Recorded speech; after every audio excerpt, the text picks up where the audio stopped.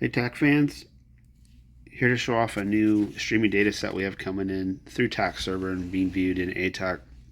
Notice all these pink icons off the coast of Southern California. Well, those are marine vessels transmitting with their AIS radios, and we have a gateway built by Greg Albrecht that's bringing in the AIS transmissions into Cursor on Target and pumped into Atak. So I see this as a pretty cool a layer for anybody that's responding off the coast to either EMS or fire missions. You can notice that some of these icons are square in shape and some are round. The square indicates that is a foreign vessel, and then the round is a US based vessel.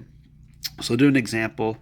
You get a distress call for a ship called Good Vibrations, and you want to know where that's at, maybe for some mission planning, how far out to sea it is.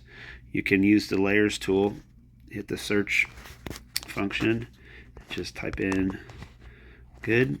Good was enough. I've got two ships here. I've got good times and good vibrations. I'm after good vibrations. I can click on it, and it's going to take me out to the good vibrations location. It zoomed in pretty far below the level of the ocean there. I can screw back out, and now I've got the good vibrations location, and now I've got their lat and long and their heading. Their speed is not accurate, of course, but their heading and location being as of probably most important. Anyway, I hope this was helpful and just showing some of the cool stuff that we can do with TAC server and ATAC.